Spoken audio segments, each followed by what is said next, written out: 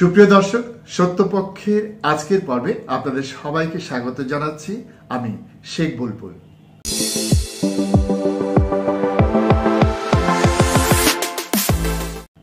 প্রিয় দর্শক, আসুন শুরুতেই আমরা একটি ভিডিও দেখে আসি। প্রভাবশালীদের লুটপাটে বদলে গেছে ভোলাগঞ্জের সাদা পাথরের পর্যটন এলাকার চিত্র। এক বছর আগেও যেখানে ছিল পাথরের স্তূপ, সেখানে এখন ধুধু মাঠ। দিনরাত শত শত নৌকা দিয়ে প্রকাশ্যে বালু পাথর লুটপাট হয়েছে। গেল কয়েক মাসের এই অবৈধ কার্যক্রমে নদীর তলদেশে সৃষ্টি হয়েছে বড় বড় গর্ত, নষ্ট হয়েছে পানির স্বচ্ছতা। স্থানীয়রা বলছেন, প্রভাবশালীদের বিরুদ্ধে কথা বলতেও ভয় পায় সাধারণ মানুষ। প্রতি বছরে যেখানে লাখ লাখ পর্যটকের পদচারণা ঘটে নদীতে, সেখানে গত বছরের 5 আগস্ট পর থেকে শুরু হয়েছে লুটপাটের মহোৎসব। এই পাথর লুটপাটে যেন সবাই ঐক্যবদ্ধ। বেশ কয়েকটি রাজনৈতিক দলের নেতারা ঐক্যবদ্ধ হয়ে পাথর লুটে সহায়তা করছে বলে অভিযোগ করেন স্থানীয়রা। এর আগে বছরের 24শে জুনে সিলেটে পাথর কোয়ারিগুলো ইজারা দিয়ে আবারও চালুর দাবিতে আয়োজিত মানববন্ধনে যোগ দিয়ে একাত্মতা জানিয়েছিলেন সিলেটের বিএনপি, ইসলামী আন্দোলন ও এনসিপির শীর্ষ 6 নেতা। এছাড়া সিলেটের পাথর কোয়ারি নিয়ে সরকারের প্রতি ক্ষোভ ঝেড়েছিলেন সিলেট জেলা জামায়াতের সেক্রেটারি আলহাজ জয়নাল আবেদিন। পাথর আমাদের জন্মগত অধিকার, এটা উত্তোলনের সুযোগ নয়, এটা আমার অধিকার দিতে হবে। পরিবেশের দোহাই দিয়ে কোয়ারি বন্ধ রাখার কোনো সুযোগ নাই। পাথর তোলার সুযোগ চেয়ে দাবি জানান ইসলামী আন্দোলনের শীর্ষ নেতা। 10 মাস আগে সৈয়দ মোহাম্মদ ফয়জুল করিম শায়েক চরমোনাই পাথর ব্যবসায়ী, মালিক সমিতি ও শ্রমিক প্রতিনিধিদের মতবিনিময় পাথর উত্তোলনের জোর দাবি জানিয়ে সংবাদ সম্মেলন করেন। আর আমাদের নদীর থেকে পাথর তোলার পরিবেশ নষ্ট হবে কেন? বরং পাথর না তোলার কারণে পরিবেশ নষ্ট হয়ে গেছে। পরিবেশের দোহাই দিয়ে আমাদের সম্পত্তিকে যারা বাধা দিবে এবং যারা আমাদেরকে ডুবিয়ে এবং চুবিয়ে মারার চেষ্টা করবে, এটা আমরা কোনো অবস্থাতে মানতে পারি না। আমি অন্তর্বর্তী সরকারকে বলবো, আপনি অচিরেই পাথর তোলার অনুমতি প্রদান করুন। আর যদি আপনি অনুমতি প্রদান না করেন তাহলে আমি মনে করব আপনিও ভারতের চাপে নতি স্বীকার করেছেন। প্রভাবশালীদের দাপটের কাছে হার মানেন বন ও পরিবেশ উপদেষ্টা সৈয়দ রেজওয়ানা হাসান।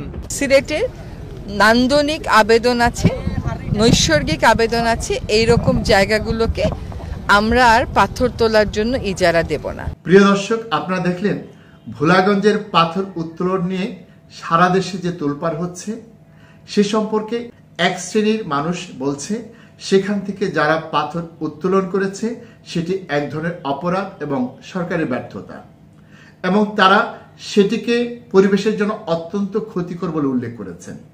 অপর একটি শ্রেণী বলছেন পরিবেশের জন্য সেটি হচ্ছে সহায়ক শক্তি, কারণ এই পাথর জমে জমে সেখানে পানির স্তর বৃদ্ধি পাবে এবং তার ফলে যে বন্যা হবে তাতে মানুষজন ক্ষতিগ্রস্ত হবে। তারা সম্ভবত বলতে চাইছেন এই যে পাথর, এটি তো নদীর মূল স্ট্রাকচারের কোনো অংশ নয়। এই পাথরটি উজান থেকে বেয়ে বেয়ে এখানে আসে এবং সেটি উত্তোলন করে সেই নদীর গতিপথ ঠিক রাখাটাই হচ্ছে আমাদের দায়িত্ব। যদি এসব পাথর বা উজান থেকে আসা পলি জমে নদী ভরাট হয়ে যায়, তাহলে সেটাই হচ্ছে বরং আমাদের জনজীবনের জন্য এক ধরনের হুমকি।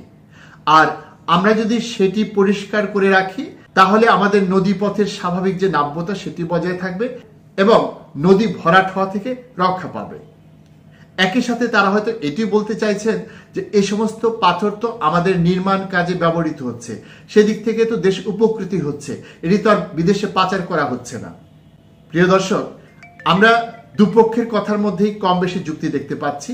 যারা পরিবেশ নিয়ে ভাবেন তারা হয়তো একটি দিক দেখছেন, আর যারা নদীর নাব্যতা কিংবা আমাদের নির্মাণ শিল্প নিয়ে ভাবেন তারা হয়তো আরেকটি দৃষ্টিকোণ থেকে দেখছেন।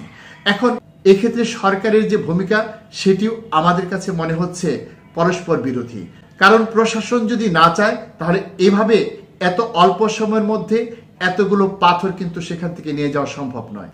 আবার সরকারের আরেকটি পক্ষ চাচ্ছে প্রাকৃতিক সম্পদ সংরক্ষণ করতে। এখন কোন সম্পদ আমরা সংরক্ষণ করব এবং কোন সম্পদ আমরা মানব কল্যাণে ব্যবহার করব সেটি নিয়ে বিতর্ক থাকতে পারে। তারপর এই বিষয়টি নিয়ে আমরা যে জনমত দেখছি সেটি হচ্ছে পাথর তোলার বিপক্ষে।